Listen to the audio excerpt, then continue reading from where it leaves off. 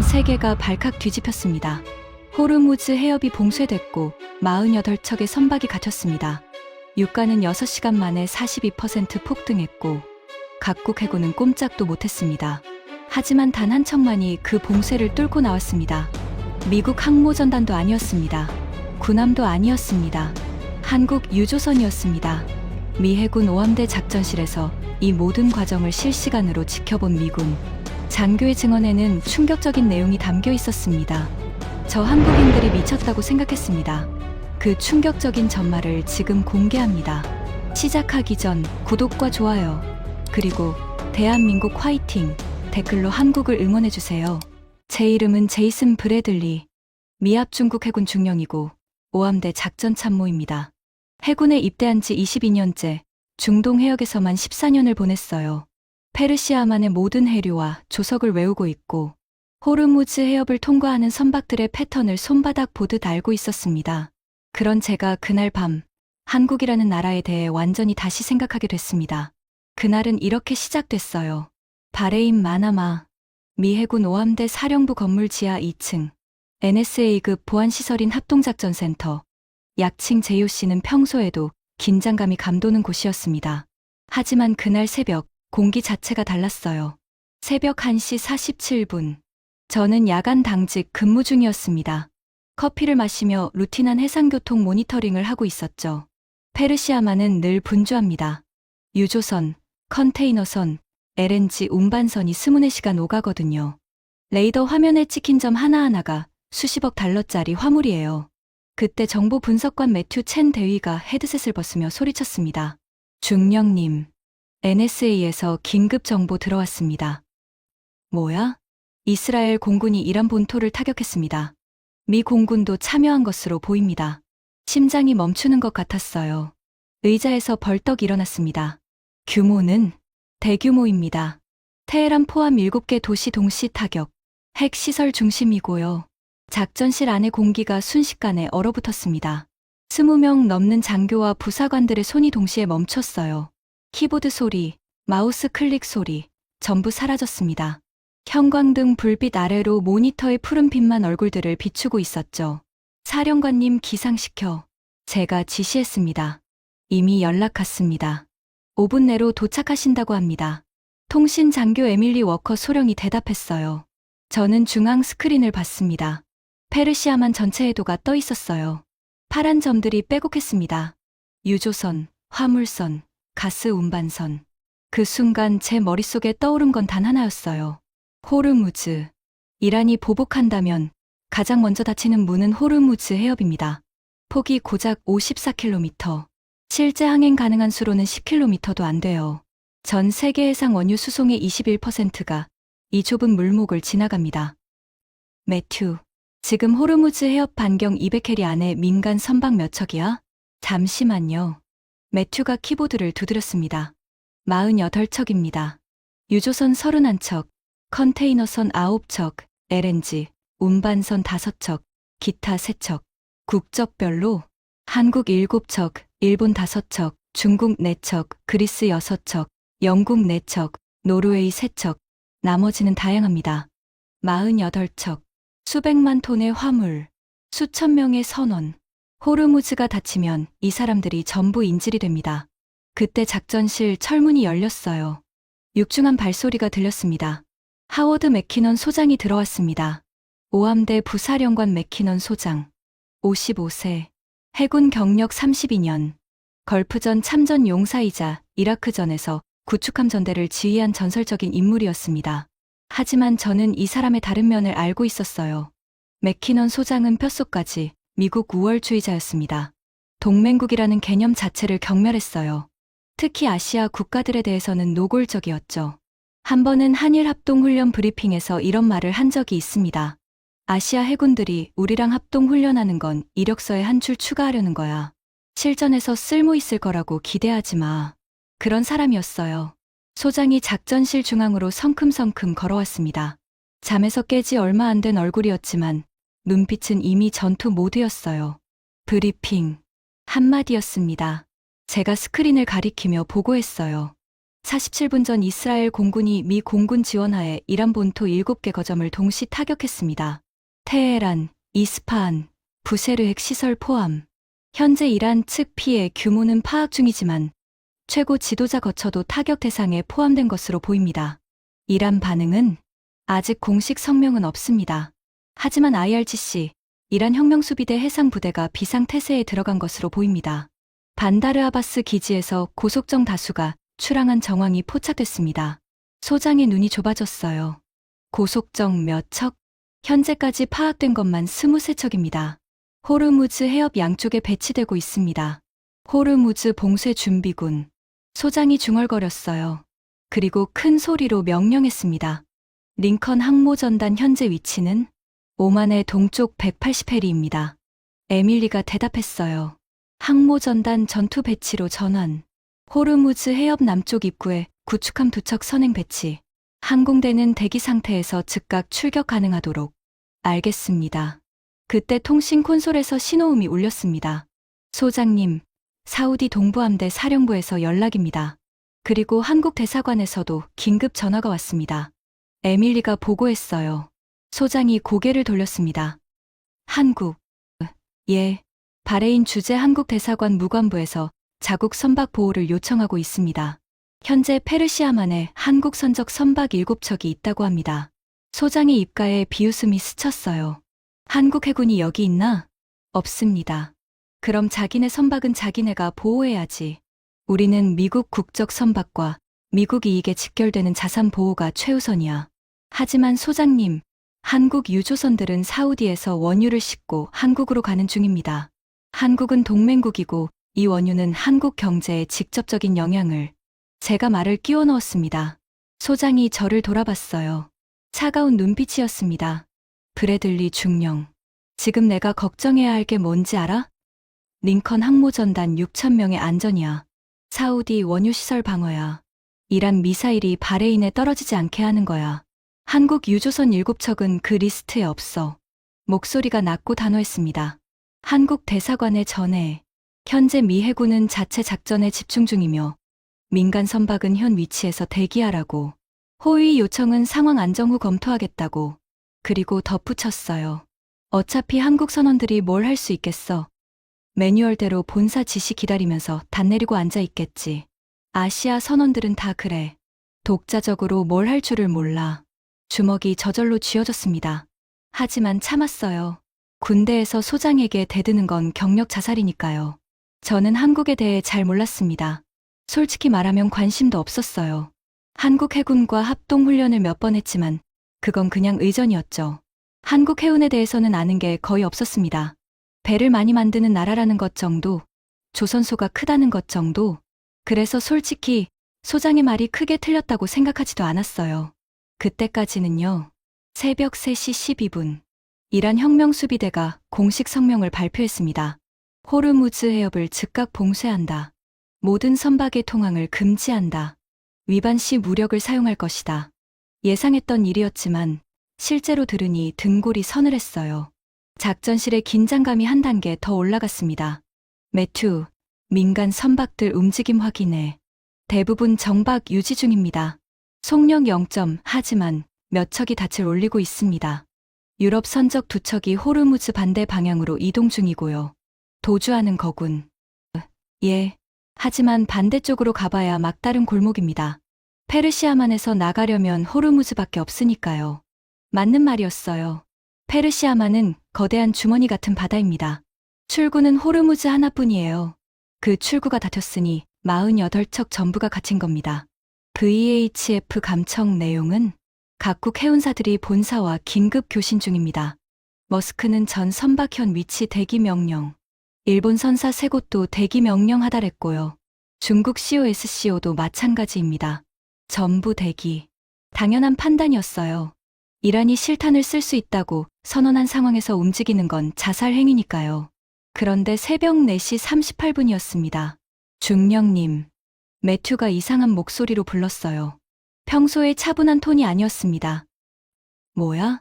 레이더에 이상한 움직임이 있습니다. 라스타누라 정박지에서 대형 선박 하나가 출항하고 있어요. 이 상황에 출항. 어느 나라 선박이야? 매튜가 AIS 데이터를 확인했습니다. 한국 선적입니다. VLCC급 유조선. 총 톤수 32만 톤. 만재 상태로 보입니다. 순간 귀를 의심했어요. 뭐라고? 다시 말해봐. 한국 유조선입니다. 속력 현재 12노트. 계속 올라가고 있습니다. 방향은 북동쪽. 호르무즈 해협 방향입니다. 작전실이 술렁였어요. 몇몇 장교들이 자리에서 일어나 중앙 스크린을 봤습니다. 레이더 화면에 초록색 점 하나가 또렷하게 움직이고 있었어요. 다른 점들은 전부 멈춰 있는데 그 점만 빠르게 이동 중이었습니다. 옆에 있던 에밀리가 중얼거렸어요. 미쳤나봐. 저도 같은 생각이었습니다. 소장이 커피잔을 내려놓으며 물었어요. 뭐가 소란이야? 한국 유조선 한 척이 호르무즈 방향으로 출항했습니다. 제가 보고했어요. 소장이 스크린을 봤습니다. 5초쯤 지켜보더니 코웃음을 쳤어요. 선장이 상황 파악을 못한 모양이군. 10분이면 본사에서 정지 명령 내릴 거야. 신경 쓰지 마. 하지만 소장님, 저 배는 AIS를 끄지 않았습니다. 자기 위치를 일부러 노출하고 있어요. 뭔가 계획이 있는 것 같습니다. 계획. 32만 톤짜리 유조선으로 이란 해군 봉쇄망을 뚫겠다는 게 계획이야? 소장이 비웃었어요. 이란 고속정이 23척이야. 한 척당 대한 미사일 2발씩 탑재하고 있어. 저 유조선이 뭘로 막겠어. 기름 뿌리면서 작전실에서 면볕이 웃었습니다. 저도 웃어야 했어요. 소장 앞에서. 하지만 뭔가 걸렸습니다. 레이더 화면 속 그 초록색 점의 움직임이요. 주저함이 없었어요. 직선으로, 전속력으로 호르무즈를 향해 달려가고 있었습니다. 교신 시도해 볼까요? 제가 물었어요. 왜? 한국 배한테 뭘 말해 주려고? 경고라도 해야 하지 않습니까? 민간 선박이 위험 해역으로 돌진하고 있는데 소장이 어깨를 으쓱했어요. 해봐. 하지만 우리 호위 제공은 절대 없어. 그건 확실히 해둬. 저는 매튜에게 고개를 끄덕였습니다. 채널 16으로 교신해. 매튜가 마이크를 잡았어요. 한국 선적 유조선, 이쪽은 미 해군 오함대입니다. 현재 위치와 항행 의도를 확인합니다. 호르무즈 해협은 위험 수준 레드입니다. 단독 항행을 강력히 권장하지 않습니다. 잠시 정적이 흘렀어요. 작전실 전체가 스피커를 주시했습니다. 그리고 응답이 왔습니다. 또렷하고 차분한 목소리였어요. 약간의 억양이 있었지만 완벽한 영어였습니다. 오함대, 감사합니다. 이쪽은 한국 선적 VLCC 태그코입니다. 목적지는 대한민국 여수항. 현재 호르무즈 해협을 향해 항해 중입니다.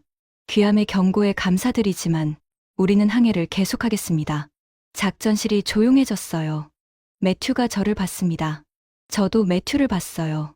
다시 확인합니다. 호르무즈 해협은 현재 이란 혁명수비대에 의해 봉쇄 선언된 상태입니다. 무력 사용 가능성이 있습니다. 귀선의 안전을 보장할 수 없습니다. 잠깐의 침묵 뒤에 응답이 왔어요. 이해합니다. 하지만 우리 선원 26명은 집에 가야 합니다. 350만 배럴의 원유는 한국에 도착해야 합니다. 우리는 계속 전진하겠습니다. 긴급 상황 발생 시 채널 16으로 연락하겠습니다. 감사합니다. 그리고 교신이 끊겼어요. 작전실이 다시 고요해졌습니다. 에밀리가 제 옆에서 작게 말했어요. 우리 선원 26명은 집에 가야 한다. 뭔가 비장하네요. 저는 아무 말도 하지 않았습니다. 스크린을 보고 있었어요. 초록색 점은 여전히 직진하고 있었습니다. 속력 16노트. 32만 톤의 거대한 배가 전속력으로 지옥을 향해 달려가고 있었어요. 소장이 뒤에서 말했습니다. 용감한 건지 무모한 건지. 어쨌든 결과는 같아. 이란 고속정한테 잡히면 끝이야. 우리는 링컨 항모전단에 집중해. 한국 배 따위는 잊어. 따위. 그 단어가 귀에 걸렸습니다. 저는 스크린에서 눈을 떼지 못했어요. 48개의 점 중에서 유일하게 움직이는 그 점. 한국이라는 나라에서 온 이름도 모르는 선장이 지금 세상에서 가장 위험한 바다를 향해 달려가고 있었습니다. 대체 어떤 사람이 저런 결정을 내리는 걸까요? 왜 대기하지 않는 걸까요? 왜 본사 명령을 기다리지 않는 걸까요? 그때는 몰랐습니다. 그 질문의 답을 알게 되기까지 앞으로 72시간이 걸릴 거라는 걸요. 그리고 그 답이 제 22년 해군 인생에서 가장 큰 충격이 될 거라는 것도요. 새벽 5시 17분. 첫 번째 유혈 사태가 터졌습니다. 중령님, 호르무즈 북쪽 입구에서 민간 선박 피격 보고입니다. 매튜의 목소리가 떨렸어요. 22년 해군 생활에서 그의 목소리가 떨리는 걸 처음 봤습니다. 피격. 어느 선박? 팔라우 국적 유조선입니다. 이란 고속정에서 경고 사격 후 선체에 직격탄을 맞았습니다. 현재 침수 진행 중이고 승조원 18명 구조 요청 중입니다. 중앙 스크린에 실시간 위성 영상이 떴어요. 해협 입구에서 검은 연기가 피어오르고 있었습니다. 유조선 선체에서 기름이 흘러나오는 게 보였어요. 사상자는 3명 부상으로 보고됐습니다. 1명은 중상이고요. 작전실 안이 무거워졌습니다. 이건 경고가 아니었어요. 이란은 진짜로 쏘고 있었습니다. 추가 피격 보고 들어옵니다. 에밀리가 헤드셋을 누르며 말했어요.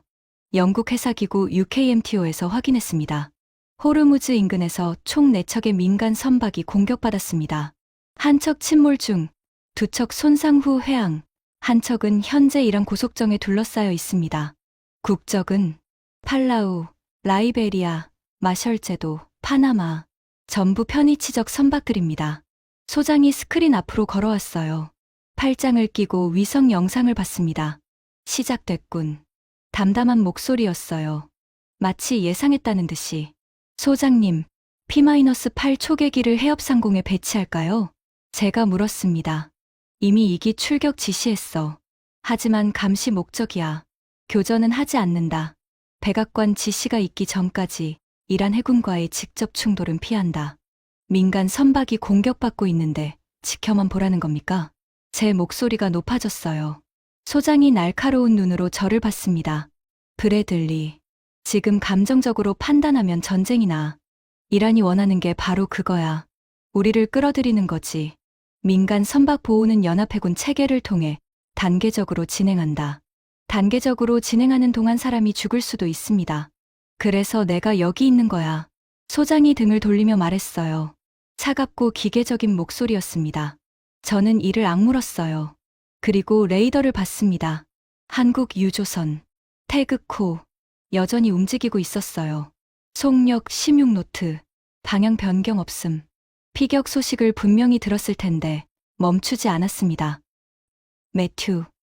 예? 저 한국 유조선 현재 위치에서 호르무즈까지 거리가 얼마야? 매튜가 계산했어요. 약 260해리입니다. 현재 속력 유지 시 16시간 뒤 해협 진입 예상됩니다.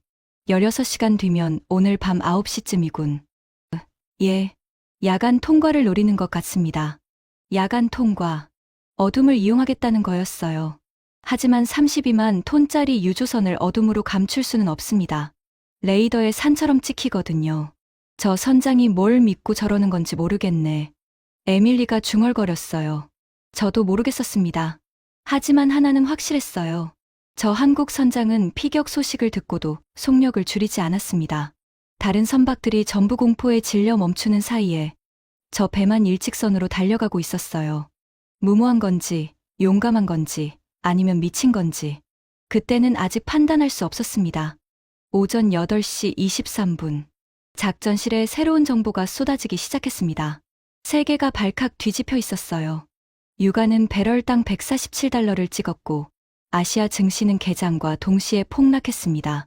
각국 정부가 긴급 성명을 내놓고 있었고 유엔 안보리 긴급회의가 소집됐죠.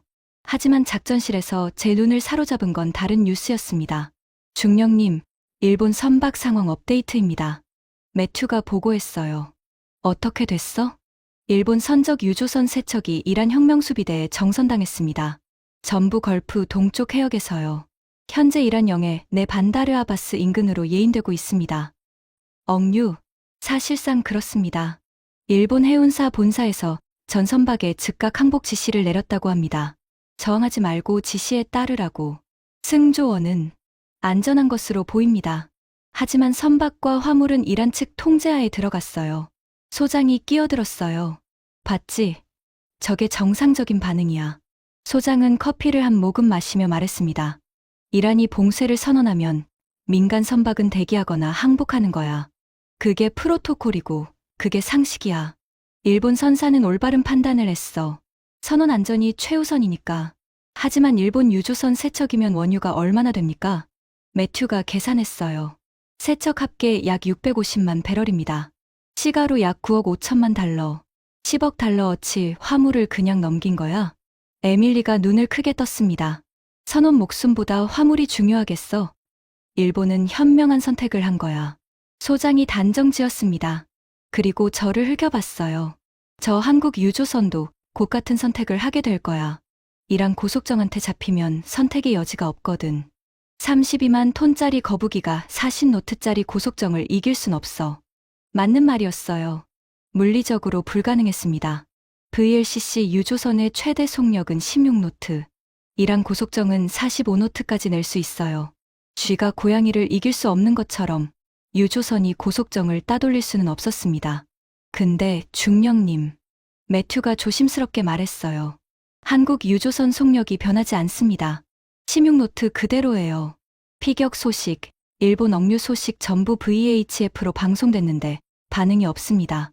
VHF 감청 내용은 한국 해운사 본사와 교신한 기록은 있습니다. 하지만 흥미로운 점이 있어요. 뭐가? 교신 직후에도 속력이 줄지 않았습니다. 본사에서 뭐라고 했는지는 모르겠지만 결과적으로 저 배는 계속가고 있어요. 본사 명령을 무시한 거야?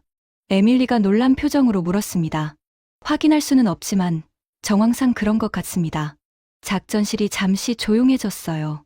소장도 잠깐 말이 없었습니다. 그러다가 코웃음을 치며 고개를 저었어요. 선장이 영웅 놀이하는 거군. 경력 끝내고 싶은 모양이야. 본사 명령 무시하고 봉쇄망 돌파. 잡히면 억류, 못 잡히면 해고. 어느 쪽이든 끝이야. 하지만 저는 다른 생각을 하고 있었어요. 일본 선사는 세척의 유조선과 10억 달러어치 화물을 포기하는 결정을 본사 차원에서 내렸습니다. 위에서 아래로 내려온 명령이었죠. 선장들은 그 명령에 따랐을 뿐이에요. 반면 한국 유조선은 달랐어요. 현장에서 선장이 직접 판단을 내리고 있었습니다.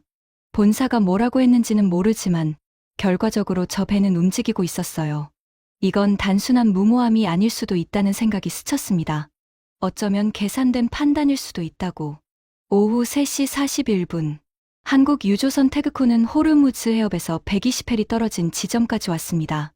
8시간 뒤면 해협 진입이었어요. 그 사이 상황은 더 나빠졌습니다.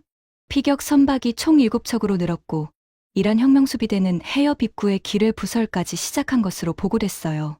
미 해군 기뢰 소해함 2척이 긴급 투입됐지만 전체 해역을 커버하기엔 역부족이었습니다. 봉쇄는 시간이 갈수록 강화되고 있었어요. 중령님, 흥미로운 감청 내용 있습니다. 매튜가 헤드셋을 벗으며 말했어요. 뭔데? 한국 유조선이 인근 정박 선박들과 교신했습니다. 그리스 유조선 한 척과 노르웨이 가스 운반선 한 척한테 같이 가자고 제안했어요. 같이 가자고? 예. 한국 선장이 이렇게 말했습니다. 호르무즈는 지금이 기회입니다. 이란군도 혼란 속에 있고 봉쇄 체계가 완성되기 전에 빠져나가야 합니다. 우리와 함께 움직이시겠습니까? 대답은 둘 다 거절했습니다. 그리스 선장은 당신 미쳤소라고 했고 노르웨이 선장은 행운을 빕니다라고만 했어요. 에밀리가 작게 웃었습니다. 한국 선장이 함대를 꾸리려고 했네요. 결과적으로 혼자 가게 됐지만요. 저는 그 교신 내용을 곱씹었어요. 한국 선장은 다른 배들한테 같이 가자고 했습니다. 이건 무모한 게 아니었어요. 전술적 사고였습니다. 선박이 여러 척이면 이란도 전부 공격하기 어렵거든요. 국제 여론 부담이 커지니까. 하지만 아무도 응하지 않았어요. 그래서 혼자 가는 겁니다. 매튜, P8 초계기 영상 볼 수 있어? 가능합니다. 지금 P8 한기가 한국 유조선 상공을 지나가고 있어요. 스크린이 전환됐습니다. 고도 8,000m에서 촬영한 영상이 떴어요. 푸른 바다 위에 거대한 배 한 척이 보였습니다. 선미에서 하얀 항적이 길게 뻗어 있었어요. 전속력으로 달리고 있다는 증거였죠. 확대봐. 영상이 줌인됐어요. 선체에 적힌 글씨가 보였습니다. 한글이었어요. 뭐라고 쓰여 있는지는 읽을 수 없었지만 선미의 태극기가 펄럭이고 있었습니다. 배 크기가 어마어마하군. 에밀리가 중얼거렸어요. 맞았습니다. VLCC급 유조선은 길이가 340m예요. 니미츠급 항공모함보다 긴 겁니다. 그 거대한 배가 최대 속력으로 수면을 가르며 달려가는 모습은 솔직히 장관이었어요. 갑판에 사람이 보입니까? 아무도 없습니다. 전원 선내에 대피한 것 같아요. 선교의 불빛만 보입니다. 선교에서 선장이 조타를 잡고 있겠죠. 26명의 선원 중에 지금 잠을 자는 사람은 없을 겁니다. 그때 소장이 다가왔어요. P8 영상을 보더니 물었습니다.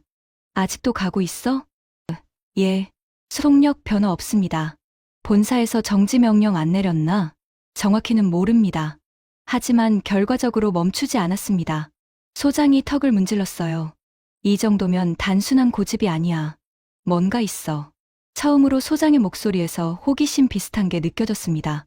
이란 고속정 배치 현황 다시 확인해. 해협 입구에 몇 척이 있지? 현재 해협 입구 반경 20해리 내에 고속정 8척이 배치되어 있습니다. 나머지는 반다르 아바스 주변과 키시섬 인근에 흩어져 있고요. 8척이면 충분하군. 저 유조선이 들어오면 바로 포위할 수 있어. 소장이 고개를 끄덕였습니다. 하지만 한 가지 변수가 있습니다. 매튜가 조심스럽게 말했어요. 뭐야? 이란 해상봉쇄 사령관 소르시 준장입니다. 이 사람에 대한 정보가 업데이트됐는데요. 매튜가 인물 파일을 스크린에 띄웠습니다. 강인한 인상의 중년 남성 사진이 나왔어요. 검은 수염에 날카로운 눈빛이었습니다. 레자 소르시, 혁명수비대 해군 준장, 47세, 호르무즈 방어사령관으로 12년간 근무. 별명이 있습니다. 뭔데? 해협의 도살자입니다. 작전실이 조용해졌어요. 왜 그런 별명이 붙었지? 6년 전 불법 조업 단속 작전에서 외국 어선 5척을 격침시킨 적이 있습니다. 승조원 구조 없이. 그리고 3년 전에는 아랍에미리트 국적 화물선을 납포하면서 선원 3명에게 총상을 입혔습니다. 경고 사격이 아니라 의도적 사격이었다는 보고가 있어요. 미치광이군. 에밀리가 얼굴을 찌푸렸습니다. 전형적인 혁명수비대 강경파입니다. 협상보다 무력을 선호하고 외국 선박에 대한 적대감이 특히 강합니다. 저는 스크린을 봤어요. 소르시 준장의 사진 옆에 한국 유조선의 궤적이 나란히 표시되어 있었습니다. 그 두 개가 몇 시간 뒤면 만날 거예요. 한국 선장이 이 사람에 대해 알고 있을까? 제가 물었어요. 아마 모를 겁니다. 매튜가 대답했습니다. 알면 멈출까? 아무도 대답하지 않았어요. 밤 9시 14분. 한국 유조선 태그코가 호르무즈 해협 진입 지점에서 45일이 떨어진 곳까지 왔습니다. 작전실의 분위기가 미묘하게 변해 있었어요.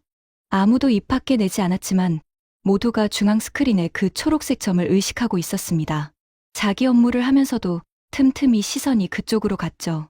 솔직히 저도 그랬어요. 12시간 넘게 그 점의 움직임을 추적하고 있었습니다. 한 번도 속력을 줄이지 않았어요. 한 번도 방향을 바꾸지 않았어요. 직선으로, 최대 속력으로 지옥을 향해 달려가고 있었습니다. 중령님, 이란 고속정 움직임 있습니다. 매튜가 긴장된 목소리로 보고했어요. 해협 입구 배치된 8척 중 3척이 남쪽으로 이동하고 있습니다. 한국 유조선 방향입니다. 정선 준비인가? 아직은 모릅니다. 하지만 요격 대응을 갖추는 것 같습니다. 심장이 빨라졌어요. 시작되는 겁니다. P8 영상 전환에 스크린이 바뀌었습니다. 야간 적외선 영상이었어요. 바다 위에 밝은 점 하나가 크게 빛나고 있었습니다. 태그코였죠. 엔진 열 때문에 적외선에서 환하게 보였어요. 그리고 그 앞쪽으로 작은 밝은 점 3개가 빠르게 접근하고 있었습니다. 이란 고속정이었어요. 거리, 한국 유조선에서 35해리입니다. 고속정 속력 38노트. 약 55분 뒤 접촉 예상입니다. 소장이 작전실 중앙으로 왔어요. 팔짱을 끼고 스크린을 봤습니다. 드디어 끝나겠군. 담담한 목소리였어요. 소장님, 한국 유조선의 상황을 알려줘야 하지 않습니까? 제가 물었습니다. 소장이 저를 봤어요. 왜? 이란 고속정 3척이 접근 중이라는 걸 저들은 모를 수도 있습니다. 레이더에 잡히겠지만 정확한 의도까지는 파악 못할 수 있어요. 알려주면 뭐가 달라지는데? 멈출까? 적어도 대비는 할 수 있습니다. 소장이 잠시 생각했어요. 그리고 고개를 끄덕였습니다. 좋아. 교신해. 하지만 우리가 도울 수 있다는 말은 하지 마. 거짓 희망 주지 마. 매튜가 마이크를 잡았어요. 태그코, 이쪽은 미 해군 오함대입니다. 귀선 전방 35L이 지점에서 이란 혁명수비대 고속정 세척이 귀선 방향으로 이동 중입니다. 약 55분 내 접촉이 예상됩니다. 10초쯤 침묵이 흘렀어요. 그리고 응답이 왔습니다. 오함대, 감사합니다. 이쪽 레이더에도 확인됩니다. 대비하고 있습니다. 차분한 목소리였어요. 너무 차분해서 오히려 이상할 정도였습니다. 이란 고속정 세척이 달려오고 있는데 떨림이 전혀 없었어요. 추가 정보 드립니다. 해당 고속정들은 C-800이 대함 미사일과 23mm 기관포를 탑재하고 있습니다. 잠깐의 침묵. 확인했습니다. 감사합니다. 그게 전부였어요.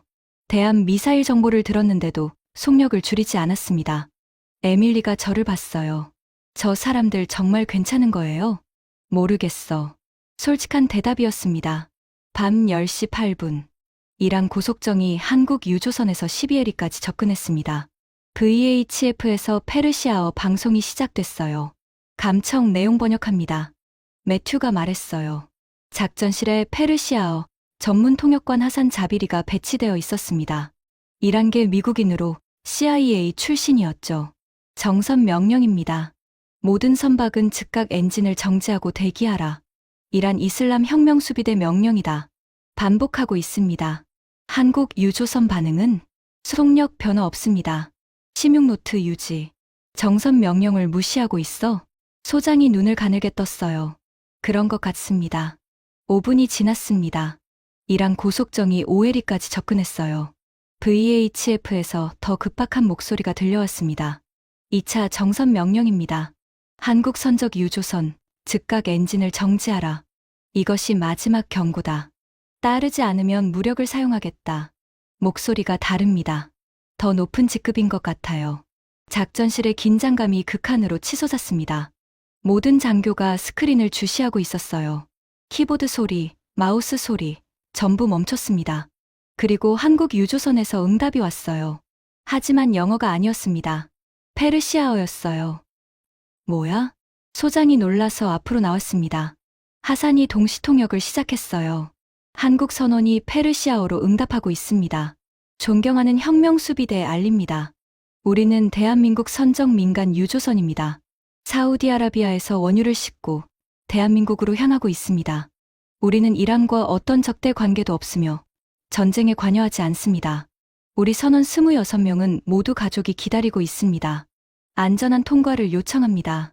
작전실이 정적에 휩싸였어요. 한국 선원이 페르시아어를 한다고? 에밀리가 믿을 수 없다는 표정이었습니다. 유창합니다. 발음도 정확하고 존칭을 적절히 사용하고 있어요. 이건 기본 회화 수준이 아닙니다. 이란 문화를 아는 사람이에요. 하산이 감탄하며 말했어요. 소장도 표정이 달라졌습니다. 더 이상 비웃는 얼굴이 아니었어요. 관심, 호기심, 그런 표정이었습니다. 준비가 돼 있었군. 소장이 중얼거렸어요. 예? 저 한국 선장. 무작정 돌진한 게 아니야. 이란과 마주칠 걸 예상하고 페르시아어 할 수 있는 선원을 미리 배치해뒀어. 처음으로 소장의 어조에서 경멸이 빠져 있었습니다. VHF에서 이란 측 응답이 왔어요. 하산이 번역했습니다. 이란 장교가 대답합니다. 귀선의 상황은 이해한다. 하지만 현재 호르무즈 해협은 봉쇄 상태다. 통과 허가는 테헤란에서 내려야 한다. 엔진을 정지하고 대기하라. 한국 측 응답이요. 하산이 계속 통역했습니다. 이해합니다. 하지만 우리 26명의 선원에게는 가족이 기다리고 있습니다. 어린 자녀를 둔 아버지들이 있습니다. 노모를 모시는 아들들이 있습니다. 우리는 전쟁과 아무 관계가 없습니다. 이란과 대한민국은 오랜 우호 관계가 있지 않습니까? 존경하는 장교님의 현명한 판단을 부탁드립니다. 작전실에서 누군가 작게 감탄했어요. 노련하군. 소장이 팔짱을 풀며 말했습니다. 저건 협상이야. 국제법을 내세우는 대신 감정에 호소하고 있어. 이란 문화에서 가족, 특히 어머니에 대한 언급은 강력한 설득력이 있거든. 소장이 이란 문화를 아는 건 당연했어요. 중동에서 30년을 보낸 사람이니까. 하지만 한국 선원이 그걸 안다는 건 놀라운 일이었죠. 결과가 어떻게 될까요? 제가 물었어요. 소장이 고개를 저었습니다. 소르시 준장이 지휘관이야. 그 사람 성격에 가족 탈영으로 넘어갈 리가 없어. 10분이 흘렀습니다. VHF에서 다시 이란 측 교신이 들어왔어요. 하산의 얼굴이 굳었습니다. 승선 검색을 하겠답니다. 밧줄 사다리를 내리래요. 작전실이 다시 긴장감으로 가득 찼어요. 잡히는 건가? 에밀리가 물었습니다. 아직은 모릅니다. 검색이 끝나면 통과시킬 수도 있고 억류할 수도 있어요. 매튜가 대답했어요. P8 영상을 봤습니다. 한국 유조선이 속력을 줄이고 있었어요. 16노트에서 1285 그리고 정지. 거대한 배가 바다 위에 멈췄습니다. 고속정 두 척이 선체에 바짝 붙었어요. 적외선 영상에서 작은 인형들이 사다리를 타고 올라가는 게 보였습니다. 혁명수비대 대원 5명이 승선했습니다. 매튜가 보고했어요. 작전실 전체가 숨을 죽이고 지켜봤습니다. 우리가 할 수 있는 건 아무것도 없었어요. 8,000m 상공에서 적외선 카메라로 내려다보는 것밖에. 30분이 지났습니다. 아무 교신도 없었어요. 스크린 속 한국 유조선은 바다 위에 정지해 있었고 고속정 두 척이 옆에 붙어 있었습니다. 세 번째 고속정은 100m쯤 떨어져서 원을 그리며 감시하고 있었어요. 40분이 지났습니다. 이건 너무 오래 걸리는 거 아닙니까? 에밀리가 불안한 목소리로 말했어요. 서류 검토에 시간이 걸리는 걸 수도 있어. 32만 톤짜리 유조선이면 서류가 엄청날 거야. 소장이 대답했지만 그의 목소리에도 긴장이 묻어났습니다. 그때 VHF가 터졌어요. 한국 측에서 온 페르시아어 교신이었습니다. 하산이 통역했어요. 한국 선원이 이란 장교에게 말하고 있습니다. 장교님, 우리 배에 실린 원유는 350만 배럴입니다. 이건 이란산 원유가 아닙니다. 사우디산입니다. 이란의 적국에서 시든 물건이죠. 이 원유를 이란이 압류한다면 사우디가 가만히 있겠습니까? 국제적 분쟁이 더 복잡해질 겁니다. 우리를 보내주시는 게 이란에게도 이익입니다. 소장이 감탄했어요. 똑똑하군. 감정 호소에서 이해관계로 넘어갔어. 저도 놀랐습니다. 저 한국 선원은 가족 이야기로 시작해서 이제 지정학적 논리를 펼치고 있었어요. 이란 장교를 설득하기 위해 다중 전략을 쓰고 있는 겁니다. 5분 뒤 이란 측 응답이 왔어요. 하산의 얼굴에 미묘한 변화가 있었습니다. 뭐래? 제가 물었어요. 통과 허가를 내렸습니다. 작전실에서 작은 탄성이 나왔어요. 하지만 조건이 있습니다. 하산이 이어 말했어요. 목소리가 무거웠습니다. 1시간 안에 해협을 완전히 빠져나가야 한답니다. 1시간이 넘으면 격침시키겠다고 합니다. 소장이 코웃음을 쳤어요. 1시간. 해협폭이 54km야. 27L이. 1시간에 통과하려면 최소 27노트가 필요한데 VLCC 유조선이 27노트를 낼 수 있을 리가 없잖아. 불가능한 조건을 제시한 겁니다. 사실상 통과를 거부한 거예요. 매튜가 분석했어요. 한국 측은 VHF에서 한국 선원의 목소리가 들려왔어요. 페르시아어였습니다. 하산이 통역했어요. 수락합니다. 작전실이 정적에 빠졌습니다. 뭐라고? 소장이 되물었어요. 수락한다고 했습니다. 하산도 믿기지 않는다는 표정이었어요. 수락. 불가능한 조건을 수락했다고? 에밀리가 외쳤습니다. P8 영상을 봤어요. 이란 대원들이 사다리를 타고 내려가고 있었습니다. 고속정이 유조선 선체에서 떨어져 나갔어요. 그리고 한국 유조선의 엔진 온도가 올라가기 시작했습니다. 적외선 영상에서 선미 부분이 점점 밝아졌어요. 속력 올라갑니다. 10노트, 12, 14, 16, 17노트. 매튜가 숫자를 읽었어요. 17노트.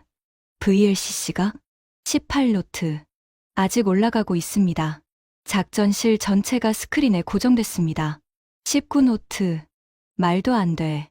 32만 톤이 19노트를. 소장이 스크린 앞으로 다가갔어요. 만재 상태 VLCC의 공칭 최대 속력이 16노트입니다. 19노트는 설계 한계를 넘는 겁니다. 엔진에 무리가 가고 있을 거예요. 매튜가 분석했어요. 20노트 돌파했습니다. 에밀리가 외쳤어요. 작전실에 탄성이 터져 나왔습니다.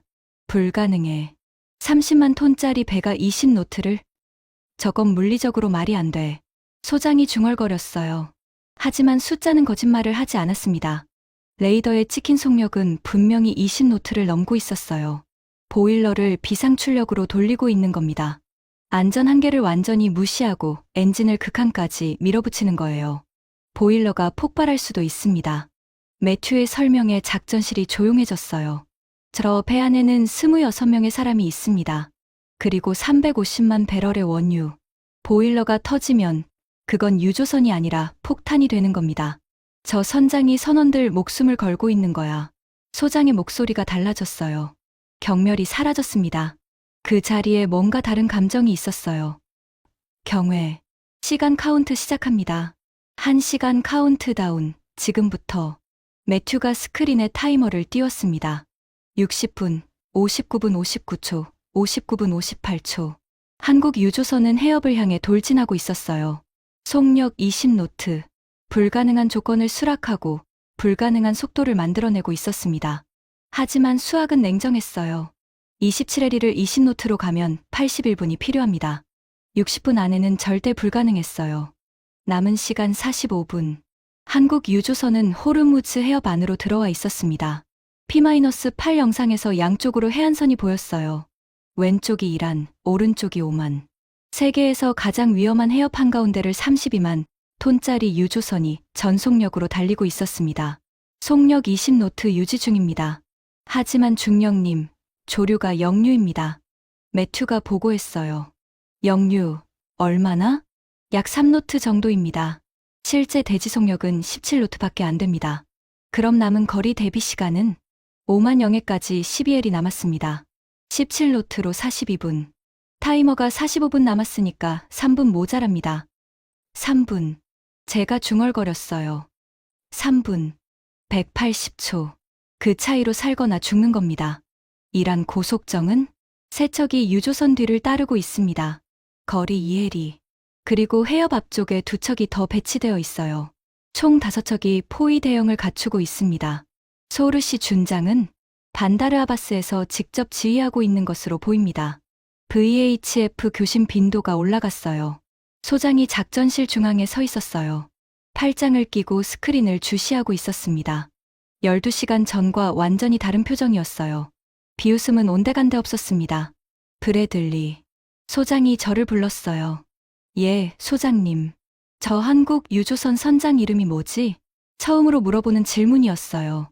12시간 전에는 한국 배 따위라고 했던 사람이 확인되지 않았습니다. AIS에는 선장명이 나오지 않습니다. 알아봐. 예? 이름을 알아보라고. 저런 결정을 내리는 사람이 누군지 알고 싶어. 고개를 끄덕이며 매튜에게 지시했어요. 하지만 지금 당장은 알 수 없었습니다. 남은 시간 35분. VHF에서 페르시아어 교신이 또 들려왔어요. 하산이 통역했습니다. 소르시 준장 직접 교신입니다. 한국 유조선, 현재 속력으로는 제한 시간 내 통과가 불가능하다. 즉시 엔진을 정지하라. 이것이 최종 경고다. 한국 측 응답은? 침묵이었어요. 한국 유조선에서 아무 응답이 없었습니다. 무시하고 있는 겁니까? 에밀리가 물었어요. 지금은 협상이 아니라 돌파에 집중하고 있는 거예요. 제가 대답했어요. 남은 시간 30분. 중령님, 속력 변화 있습니다. 매튜의 목소리에 긴장이 묻어났어요. 올라갔어. 내려갔어? 내려가고 있습니다. 19노트, 18, 17점. 왜? 감청 내용 확인합니다. 선내 교신이 잡혔어요. 한국어인데 번역합니다. 작전실에 한국어를 할 수 있는 사람은 없었어요. 하지만 AI 자동 번역 시스템이 돌아가고 있었습니다. 한 번 보일러 압력 임계치 초과, 폭발 위험, 경계하겠습니다. 기관장으로 추정되는 사람의 목소리입니다. 보일러 하나가 죽은 거야? 그런 것 같습니다. 속력이 떨어지는 이유입니다. 소장이 이를 악물었어요. 소장이 왜 이를 악무는지 그 순간 저도 깨달았습니다. 소장도 모르는 사이에 한국 유조선 편이 되어 있었던 거예요. 16노트. 거기서 속력이 멈췄습니다. 조류를 빼면 실제 13노트. 이 속도로는 5만 영해까지 55분 걸립니다. 타이머는 30분 남았고요. 25분이 부족하다. 수학적으로 불가능했어요. 남은 시간 25분. VHF에서 소르시 준장의 목소리가 또 들려왔습니다. 한국 유조선, 시간이 끝나가고 있다. 멈추지 않으면 발포한다. 한국 유조선에서 응답이 왔어요. 이번엔 영어였습니다. 우리도 직접 들을 수 있었죠. 이쪽은 대한민국 선정 민간 유조선 태그코입니다. 우리는 국제해양법에 따라 무해통항권을 행사하고 있습니다. 우리는 민간 상선이며 어떤 적대 행위도 하지 않았습니다. 만약 공격한다면 그것은 국제법 위반이며 대한민국 정부가 강력히 대응할 것입니다. 작전실이 조용해졌어요.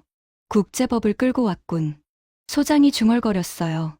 효과가 있을까요? 에밀리가 물었어요. 소르 씨한테 없어. 소장이 단호하게 말했습니다. 하지만 저건 이란을 위한 게 아니야. 우리를 위한 거야. 미국이 듣고 있다는 걸 알고 기록을 남기는 거지. 나중에 이란이 공격하면 국제법 위반의 증거가 되니까. 저는 소장을 봤어요. 12시간 전에 한국 배 따위라고 했던 사람의 분석이 맞았습니다. 소장이 제 시선을 느꼈는지 씁쓸하게 말했어요. 저 선장, 보통이 아니야. 남은 시간 20분. 경고 사격 시작됐습니다. 매튜가 외쳤어요. P-8 영상에서 번쩍이는 빛이 보였습니다. 이란 고속정에서 발사된 예광탄이 한국 유조선 선수 400m 전방 바다에 떨어졌어요. 물기둥이 솟았습니다. 작전실에서 탄식이 터져 나왔어요. 제길. 소장이 욕을 했습니다. 제가 그의 옆에서 20년 넘게 근무하면서 욕하는 걸 처음 들었어요. 출격시켜야 합니다, 소장님. 제가 다급하게 말했어요. F-18 2기만 보내면 이란 고속정은 물러납니다. 저 사람들이 죽는 걸 지켜보고만 있을 겁니까? 소장이 저를 봤어요. 그의 얼굴에 고뇌가 보였습니다. 처음 보는 표정이었어요. 안 돼, 브래들리. 우리가 개입하면 이란은 그걸 빌미로 전면전을 선포할 거야. 항모전단 6,000명과 페르시아만 안에 48척 선박 전부가 위험해져. 그럼 26명이 죽는 건 괜찮습니까? 제 목소리가 높아졌어요. 군 경력 22년 만에 처음으로 상관에게 언성을 높인 거였습니다. 소장이 대답하지 않았어요. 스크린만 봤습니다. 남은 시간 15분. 2차 경고 사격. 이번엔 더 가까웠어요. 200m 전방. 예광탄의 궤적이 P-8 영상에 선명하게 찍혔습니다. 한국 유조선은 멈추지 않았어요. 저 사람들 대체 뭘로 만들어진 거야? 에밀리가 중얼거렸어요. 남은 시간 10분. 조류가 변하고 있습니다. 매튜가 소리쳤어요. 썰물에서 밀물로 전환되고 있어요. 조류가 역류해서 순류로 바뀝니다. 물이 한국 유조선을 밀어주기 시작할 겁니다. 얼마나? 완전히 전환되면 3노트 정도 유리해집니다. 하지만 전환이 완료되려면 15분은 걸려요. 15분이면 타이머가 끝나는데. 그래서 문제입니다. 남은 시간 5분. 발포 명령 확인됩니다. 하산이 창백한 얼굴로 통역했어요. 소르시 준장이 직접 발포 명령을 내렸습니다. 격침시켜라. 작전실이 얼어붙었습니다. P-8 영상에서 이란 고속정의 기관포가 불을 뿜었어요. 예광탄이 아니었습니다. 7탄이었어요. 23mm 기관포탄이 한국 유조선 선체를 때렸습니다. 적외선 영상에서 피탄 지점이 밝게 빛났어요. 금속에 탄환이 박히는 소리가 VHF를 통해 들려왔습니다. 둔탁하고 연속적인 소리였어요. 피격 확인. 한국 유조선 선미 부분의 기관포탄 명중. 매튜의 목소리가 떨렸어요. 화재 발생. 선미 갑판에서 연기가 올라오고 있습니다. 작전실에서 비명 같은 탄식이 터져 나왔어요. 저는 주먹을 쥐고 있었습니다. 손톱이 손바닥에 파고들었어요. 아무것도 할 수 없다는 무력감이 온몸을 짓눌렀습니다. 소장님. 제발. 제가 말했어요. 간청이었습니다. 소장이 눈을 감았어요. 3초. 5초. 영원 같은 시간이었습니다. 그리고 눈을 떴어요. 안 돼. 한마디였습니다. 남은 시간 3분. 속력이 올라가고 있습니다. 매튜가 외쳤어요. 모두가 스크린을 봤습니다. 17, 18, 19, 20노트. 조류가 바뀌기 시작했어요. 순류가 들어오고 있습니다. 실제 대지 속력은 21, 22, 23노트. 올라가고 있습니다. 한국 유조선이 피격당하면서 선미에서 불이 나면서 그 와중에 속력을 올리고 있었어요. 저게 가능해? 소장이 믿을 수 없다는 표정으로 물었어요. 나머지 보일러를 전부 비상출력으로 돌리고 있는 것 같습니다. 조류 지원까지 합쳐서 23노트까지 나오는 거예요. 하지만 선미에 불이 났는데 갑판부가 화재 진압하면서 동시에 기관부가 속력을 올리고 있는 겁니다. 동시에 두 가지를 하고 있어요. 남은 시간 2분. 5만 영해까지 1.5해리. 매튜가 카운트했어요. 이란 고속정이 또 발포했습니다. 기관포탄이 바다를 때렸어요. 한국 유조선 좌연에 물기둥이 솟았습니다. 하지만 명중하지 않았어요. 한국 유조선이 빨라졌기 때문이었습니다. 고속정도 추격하고 있었지만 32만 톤의 관성이 붙은 유조선을 정확히 조준하기가 쉽지 않았어요. 남은 시간 1분, 0.8해리. 작전실 전체가 일어섰습니다. 소장도요. 32명의 장교와 부사관이 전부 서서 스크린을 보고 있었어요. 0.5해리. 이란 고속정이 속력을 줄이기 시작했습니다. 영해선이 다가오고 있었거든요. 5만 영해에 들어가면 국제 분쟁이 됩니다. 0.3해리. 기관포 사격이 멈췄어요. 0.1해리. 고속정들이 완전히 멈췄습니다. 5만 영해 진입. 매튜가 외쳤어요. 작전실이 폭발했습니다. 환호성이 터져 나왔어요. 에밀리가 뛰어올랐고 매튜가 양손을 들었습니다. 통신병들이 박수를 치고 하사는 의자에 주저앉으며 안도의 한숨을 내쉬었어요. 저는 눈물이 나왔습니다. 22년 해군 생활에서 작전실에서 울어본 적은 단 한 번도 없었어요. 하지만 그 순간 참을 수가 없었습니다. 이름도 모르는 한국 선장과 26명의 선원이 해냈어요. 미 해군 오함대 38척의 함정이 해주지 못한 일을 한국 유조선 한 척이 해냈습니다. 소장을 봤어요. 맥키넌 소장은 아무 말도 하지 않았습니다. 팔짱을 끼고 스크린을 보고 있었어요. 스크린에는 이란 고속정들이 영해선 앞에서 멈춰 서 있었고 한국 유조선의 초록색 점은 5만 영해 안에서 천천히 속력을 줄이며 남쪽으로 향하고 있었습니다. 소장의 볼을 타고 뭔가 반짝이는 게 내려왔어요. 환호 속에서 아무도 보지 못했지만 바로 옆에 선전은 봤습니다. 한국 배 따위라고 했던 그 사람의 눈에서 눈물이 흘러내리고 있었습니다.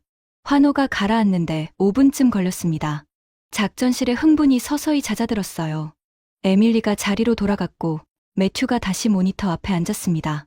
통신병들도 헤드셋을 다시 쓰고 업무로 돌아갔죠. 하지만 저는 소장에게서 눈을 떼지 못했어요. 맥키넌 소장은 스크린 앞에 그대로 서 있었습니다. 팔짱을 끼고 한국 유조선의 궤적을 지켜보고 있었어요. 그 초록색 점은 이제 5만 영의 깊숙이 들어가 있었고 속력은 12노트로 떨어져 있었습니다. 안전해역에 들어왔으니 엔진 부담을 줄인 거겠죠. 소장님, 제가 조심스럽게 다가갔어요. 소장이 얼굴을 돌리지 않고 말했습니다. 48척 중 한 척. 예? 48척이 갇혀 있었어. 미국, 영국, 일본, 중국, 노르웨이, 그리스. 세계 해운 강국이란 강국은 다 있었지. 그중 몇 척이 탈출을 시도했어? 보고에 따르면 12척이 시도했습니다. 그래, 12척. 그중 성공한 건 한 척입니다. 한국. 소장이 고개를 끄덕였어요. 나머지 11척은 7척이 이란에 억류됐고 4척은 피격 후 회항했습니다. 일본은 3척 전부 초기에 항복, 억류 수용했습니다. 영국은 2척 시도 후 1척 피격, 1척 억류. 중국은 시도조차 하지 않았습니다. 전 선박현 위치 대기. 소장이 길게 숨을 내쉬었어요. 22년 동안 이 바다에서 근무하면서 나는 한 가지를 확신했었어. 소장의 목소리가 평소와 달랐습니다. 낮고 느리고 무거웠어요. 미국 해군 없이는 이 해역에서 아무도 아무것도 못한다고. 호르무즈가 막히면 우리가 열어야 하고 민간 선박이 위험하면 우리가 구해야 한다고. 그게 미 해군의 존재 이유이고 그게 우리의 자부심이라고. 소장이 저를 봤어요. 그런데 오늘 한국 유조선 한 척이 우리 호의 없이, 우리 도움 없이 우리가 지켜보는 앞에서 봉쇄를 뚫었어. 소장의 목소리가 갈라졌습니다. 우리 오함대 함정 38척이 여기 앉아서 회의하고 승인 기다리고 프로토콜 따지는 사이에 한국 선장 한 명이 26명 선원 데리고 해냈어. 작전실이 조용했어요. 모두가 소장의 말을 듣고 있었습니다. 그것도 본사 명령을 거부하고 불가능한 조건을 수락하고 보일러를 폭파 직전까지 밀어붙이고 기관포 사격을 맞으면서 소장이 스크린을 손가락으로 가리켰어요. 한국 유조선의 초록색 점이 오만 해안을 따라 남쪽으로 내려가고 있었습니다. 저게 뭔지 알아, 브래들리? 유조선입니다. 아니야. 소장이 고개를 저었어요. 저건 결단이야.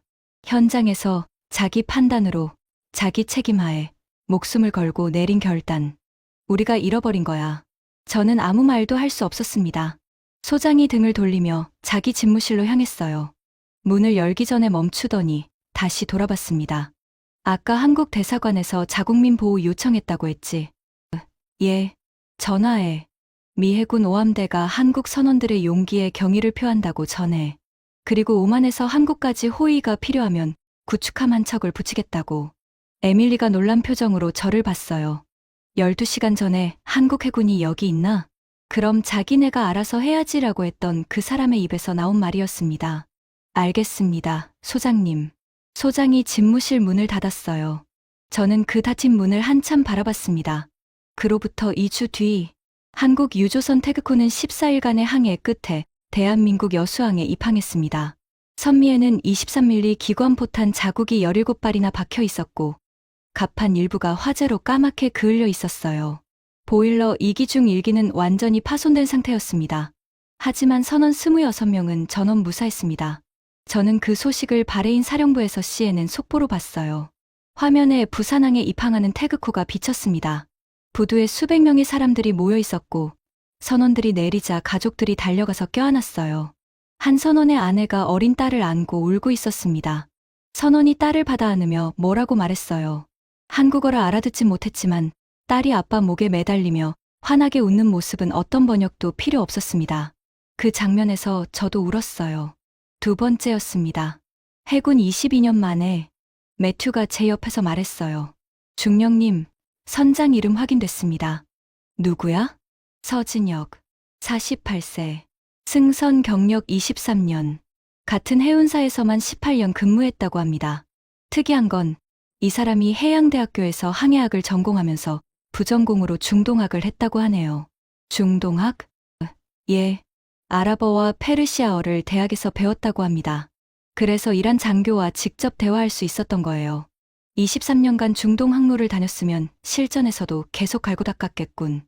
그런 것 같습니다. 이란 항구에 기항한 경험도 여러 차례 있다고 하고요. 저는 고개를 끄덕였어요. 그제야 퍼즐이 맞춰졌습니다. 서진혁이라는 선장은 무모하게 돌진한 게 아니었어요. 23년간 이 바다를 오가면서 이란 문화를 이해하고 페르시아어를 익히고 해협의 모든 조석과 해류를 몸으로 외운 사람이었습니다. 그 축적된 경험과 판단력이 72시간의 위기 속에서 폭발한 거였어요. 한 달 뒤, 저는 워싱턴에서 열린 미 해군 위기관리 세미나에서 발표를 했습니다. 주제는 호르무즈 봉쇄 사태 민간 선박의 독자 돌파 사례 분석이었어요. 발표장에는 해군 참모 장성 12명, 국방부 관료 8명, 나토 연락장교 5명이 앉아 있었습니다. 총 74명이었어요. 스크린에 한국 유조선의 레이더 궤적을 띄웠습니다. 48개의 점 중 유일하게 움직이는 그 점. 이 점이 한국 유조선 태극호입니다. 제가 말했어요. 선장 서진혁, 선원 26명, 350만 배럴의 원유를 싣고 이란 혁명 수비대의 봉쇄를 단독으로 돌파했습니다. 강당이 조용했어요. 이 사건에서 우리가 배워야 할 것은 무엇인가? 저는 3가지라고 생각합니다. 스크린이 바뀌었습니다. 첫째, 현장 판단의 중요성입니다. 서 선장은 본사의 대기 명령에도 불구하고 출항을 결정했습니다. 비상식적으로 보일 수 있습니다. 하지만 결과적으로 대기를 선택한 나머지 47척의 선박은 평균 97일간 억류되었고 국제 원유 시장에 280억 달러 규모의 충격을 주었습니다. 현장 지휘관의 독자적 판단은 때로는 본부의 명령보다 정확합니다. 몇몇 장성들이 고개를 끄덕였어요. 둘째, 다중 역량의 힘입니다. 서 선장의 팀에는 페르시아어 가능 선원이 있었고 이란 문화에 대한 이해가 있었으며 해협의 조석 패턴에 대한 깊은 지식이 있었습니다. 이건 우연이 아닙니다. 23년간 같은 항로를 오가며 축적한 전문성입니다. 한국 선원들은 자기가 다니는 바다에 대해 우리가 생각하는 것 이상으로 잘 알고 있었습니다. 작전실에서 매일 봤던 그 초록색 점이 떠올랐어요. 셋째, 결단의 의미입니다. 제 목소리가 약간 떨렸습니다. 서 선장은 보일러, 폭발 위험을 감수했습니다. 기관포 사격을 맞으면서도 멈추지 않았습니다. 26명 선원의 목숨이 자기 결정에 달려 있다는 걸 알면서도 전진했습니다. 이건 무모함이 아닙니다. 이건 계산된 용기입니다. 상황을 정확히 판단하고 최선의 타이밍을 잡고 결과에 대한 책임을 지겠다는 결의. 그게 진정한 지휘관의 자세입니다. 강당에서 박수가 터져 나왔어요. 발표를 마치고 내려오는데 맥키넌 소장이 뒷줄에 앉아 있었습니다. 제가 발표하는 내내 거기 있었던 거예요. 소장이 일어나서 제게 다가왔어요. 잘했어, 브래들리. 감사합니다, 소장님. 하나만 추가하지. 소장이 미소를 지었어요. 그 강철 같은 얼굴에 미소가 번지는 걸 처음 봤습니다. 저 한국인들이 우리보다 먼저 해냈다는 거. 그건 우리의 수치가 아니야. 그럼 뭡니까? 교훈이지. 세계 최강 해군이라도 현장에서 목숨 걸고 결정을 내리는 한 명의 선장을 이길 수 없다는 것. 군함 38척이 앉아서 승인 기다리는 동안 유조선 한 척이 세상을 바꿨어. 소장이 제 어깨를 두드렸습니다. 자네가 그날 밤 출격을 요청했을 때 내가 거절한 거 알지? 예. 그때 나는 틀렸어. 우리가 나서야 했어. 하지만 한국이 그걸 대신 증명해줬지. 혼자서도 할 수 있다는 걸. 소장이 등을 돌리고 걸어갔어요. 저는 그 뒷모습을 한참 바라봤습니다. 발표가 끝나고 석 달 뒤, 저는 개인 휴가를 내고 한국에 갔습니다. 부산항에 갔어요. 태그코가 입항했던 부두에 서봤습니다. 거대한 크레인들이 하늘을 찌르고 있었고 컨테이너선들이 쉴 새 없이 오가고 있었습니다. 세계에서 6번째로 큰 항구라고 들었어요. 부두 한쪽에 작은 기념비가 세워져 있었습니다. 태그코 선원들을 기리는 동판이었어요. 26개의 이름이 적혀 있었습니다. 서진혁이라는 이름이 맨 위에 있었어요. 그 기념비 앞에 꽃다발이 놓여 있었습니다. 아직 싱싱했어요. 누군가가 최근에 다녀간 거죠. 저는 기념비에 손을 대고 잠시 서 있었습니다. 그때 뒤에서 목소리가 들렸어요. 미국 분이신가요? 돌아보니 50대 초반의 한국 남자가 서 있었습니다. 작업복을 입고 있었어요. 항만 노동자인 것 같았습니다. 예, 미 해군입니다. 아, 해군이시구나. 남자가 웃었어요. 제 동생이 태그코 갑판부에 있었습니다. 무사히 돌아왔어요. 다행입니다.